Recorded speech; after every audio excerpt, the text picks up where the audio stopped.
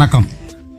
விறுவிறுப்பான அரசியல் சூழ்நிலையில் இந்த வருஷம் நாடாள போகக்கூடிய மன்னன் யார் அப்படிங்கிற பற்றி பலவித யூகங்களும் டேட்டா அனாலிசிஸ் செஞ்சுட்டு வந்துட்டுருக்கிறாங்க. இந்த சூழ்நிலையில் முக்கியமான 3 பிரபலங்களை பற்றி ஜோதிடப்படி பார்க்கலாம். இதில் எந்த உள்நோக்கமும் கிடையாது. இந்த பதிவானது பொதுவானது. பொதுவாக அரசாளும் யோகம் அப்படின்னா அதுக்கான விதி சூரியனும் மற்றும் 10ஆம் பாவத்தை மட்டும்தான் சொல்லுவாங்க. இது மட்டும் பொருத்தமானதல்ல.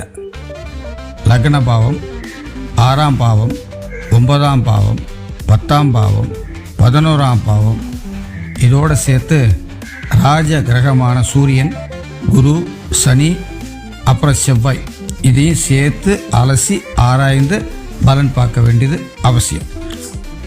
இதில் லக்ன பாவம் சுய கௌரவத்தை சொல்லும், 6ஆம் பாவம் சத்துருக்களை ஜெயிக்கிறதை பற்றி சொல்லும், 9ஆம் பாவம் அரசாட்சியை சொல்லும், அதாவது கிங்டம் அப்படின்னா அது 9ஆம் பாவம் தான். 10ஆம் பாவம் பெயர் அப்புறம் புகழை பற்றி சொல்லக்கூடியது. 11ஆம் பாவம் வெற்றி அப்புறம் எண்ணங்கள் எப்படி நிறைவேறுன்ற பற்றியும் குறிப்பிடக்கூடியதாக இருக்குது. ஸோ இந்த பாவங்களையும் இந்த கோள்கள் அடிப்படையில் முதல்ல நம்ம தமிழக வெற்றி கழகத்தினுடைய தலைவர் ஃபவுண்டர் திரு விஜய் அவர்களை பற்றி இப்போ நம்ம பார்க்கலாம். நேரடியாக நம்ம திரு விஜய் அவருடைய ஜாதகத்தை பார்க்க ஆரம்பிக்கலாம். கன்னியா லக்னம், லக்னாதிபதி புதன் 10ல் ஆட்சியாக இருக்குது. இதுதான் ஜாதகருக்கு தனிப்பட்ட ஆளுமையும் எதையும் திட்டமிட்டு செய்யக்கூடிய அறிவாற்றலையும் கொடுக்கக்கூடிய இடமாகும். இது தவிர தலைமை பண்பையும் இந்த 10ஆம் இடம் தான் கொடுக்குது. திக்பலமும் பெற்றிருக்குது. அடுத்து 6ஆம் பாவத்தை பார்க்கலாம். இது சத்துருஸ்தானம், வெற்றி ஸ்தானம் அப்படின்னு சொல்லக்கூடிய இடம். கும்பராசியாக இருக்குது. சனி 10ல் இருக்குது. அரசியலில் எதிரிகளை வீழ்த்தக்கூடியது 6ஆம் பாவம். ஸோ 6ஆம் பாவம் வலுவாக இருக்கணும். 6ஆம் பாவத்தை வச்சு தான் அவர் எதிரிகளை எப்படி வெல்வான்றது சொல்லுது. அடுத்து 9ஆம் பாவம். 9ஆம் பாவம்ன்றது பாக்கியஸ்தானம்னு சொல்லுவாங்க. சுக்கிரனா ரிஷபராசியிலே இருக்குது. கவர்ச்சியாக பேசுறது, அரசாங்க யோகத்தையும் இந்த இடம் தான் சொல்லுது. சுக்கிரன் வாங்கிய சாரமும் சூரியன் சாரத்திலே தான் இருக்குது. அடுத்து 10ஆம் பாவம். 10 புதன் 10லே ஆட்சியாக இருக்குது. இதாங்க ரொம்ப வலுவான அமைப்பு. இது ஒரு ராஜ யோகம் ஆகும். இது இல்லாமல் 10ல் சூரியன், புதன், சனி, மாந்தி அப்படி ஒரு 4 கோள்களும் இணைஞ்சு இருக்குது. 10ல் இருக்கிற சூரியன் தலைமை பதவியை கொடுக்கறதுக்கு உதவும்.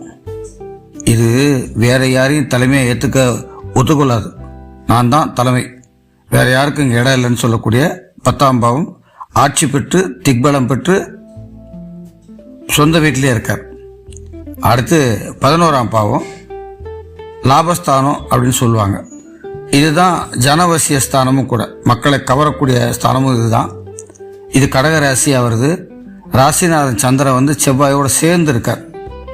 இந்த சந்திரன் ப்ளஸ் செவ்வாய் இணைவு சந்திரமங்கல யோகம் அப்படின்னு சொல்லுவாங்க.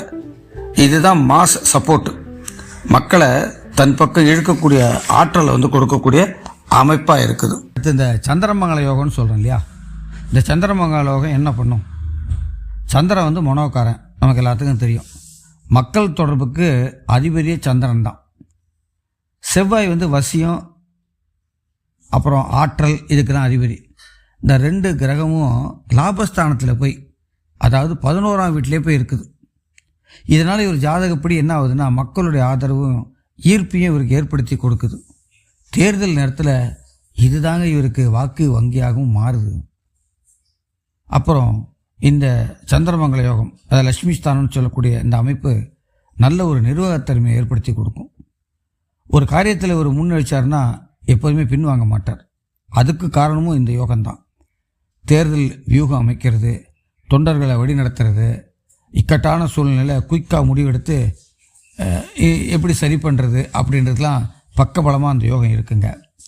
11ல் செவ்வாய் இருக்கிறதுனால எதிர்ப்புகளை தகர்க்க முடியும். எவ்வளோ பேர் எதிரியாக இருந்தால் அவளை தூளாக்க முடியும். இதுதாங்க இவருக்கு தொண்டர் படையும் ஏற்படுத்தி கொடுக்குது. இந்த 11ல் இருக்க செவ்வாய் முரட்டுத்தனமான தொண்டர்களை, வெறித்தனமான தொண்டர்களை ஏற்படுத்தி கொடுக்குது. எதிரிகளையும் விமர்சனங்களையும் தனது ஆளுமையால் முறியடிக்க சக்தியாக இருக்கிறது இந்த 11 இருக்க செவ்வாய் தாங்க. அதனால தான் இது லட்சுமி யோகம்னு கூட சொல்கிறோம். அரசியல் களத்தில் பெரிய இயக்கத்தை நடத்த தேவையான பணபலத்தையும் உறவுகளையும் இந்த யோகம்தான் தடையில்லாமல் வழங்குதுங்க. 10ல் இருக்க சூரியன் ப்ளஸ் சனி, இது கொஞ்சம் சிக்கலான அமைப்பு. கிரகப்போர் அப்படின்னு சொல்லுவோம். ஏன்னா சூரியனும் சனியும் பகை இல்லையா? இதனால் கட்சிக்குள்ளே குழப்பம் ஏற்படுறதுக்கு வாய்ப்பு இருக்குது. கட்சியில் இருக்கிற மூத்த தலைவருக்கும் இளைஞர்களுக்கும் இடையே கருத்து வேறுபாடு காரணமாக மோதல்கள் ஏற்பட வாய்ப்புகளும் இருக்குது. 10ல் இருக்கிற மாந்தி கூடயே இருக்கிறவங்க சிலரால் சில சதித்திட்டங்கள் மாட்டக்கூடிய அமைப்பு இருக்குது. கூட்டணி அமைக்கும் போது கூட்டணி அமைப்பில் ரொம்ப எச்சரிக்கையாக இருக்கணும்னு குறிக்காட்டுதுங்க. சரி, முடிவுக்கு வந்துடுவோம். சாதகமான அமைப்புன்றது 1, 6, 10 தொடர்பு மன்னர் யோகத்தை உறுதி செய்யுதுங்க. பாதகமான அமைப்புன்றது 10ல் இருக்கிற சனி மற்றும் மாந்தி இருப்பதனால பதவிக்கு வரக்கூடிய பாதையில் கடுமையான சோதனைகளும் சட்ட சிக்கல்களும் நம்பினவங்களே துரோகம் செய்யக்கூடிய சூழ்நிலை ஏற்படலாங்க. இருந்தாலும் குரு தன்னுடைய 6ஆம் பார்வையால் தடைகளை தாண்டி வெற்றி பெற செய்யும் அப்படின்றது நம்ம நம்பலாம். இப்போ நடக்கிற தசை சுக்கிர தசையில் குரு புக்தி 7ஆம் பாவத்தை நடத்துறது. 3/10/2026 வரைக்கும் இவருக்கு குரு புக்தி 7ஆம் பாவத்தை தாங்க நடத்துறது. அக்டோபர் 2026க்கு அப்புறம் 2029 வரைக்குமே சனி புக்தி. இந்த சனி புக்தி 10ஆம் பாவத்தை நேரடியாக இருக்குதுங்க. இது ரொம்ப அற்புதமான காலகட்டமாக இருக்குது. இது என்ன பண்ணுன்னா, இந்த சனியினுடைய வேலையை ரூல்ஸை உடைக்கிறது தான், பிரேக் பண்ணுறது தான். பழைய மரபுகள்லாம் உடைச்சி, ரூல்ஸ் எல்லாம் உடைச்சி புதிய பாணியில் ஒரு கூட்டணி கட்சியை ஏற்படுத்தி தலைமை தாங்கக்கூடிய அமைப்பையும் கொடுக்குதுங்க. ஸோ 10/2026க்கு மேலே இவருடைய ஜாதகத்தில் சிறப்பான அமைப்பு, தசாபுக்தியின் அடிப்படையில் நல்லது நடக்கும் அப்படின்னு நம்ம இவரை பார்க்குறோம். அடுத்து நம்ம மீதி உள்ள 2 முக்கிய தமிழக பிரமுகர்களாகிய தற்போதைய முதலமைச்சர் ஐயா அவர்களையும் முன்னாள் முதலமைச்சர் ஐயா அவர்களை பற்றி நம்ம ஜாதகத்தை விரிவாக நம்ம பார்க்கலாம். நன்றி, வணக்கம்.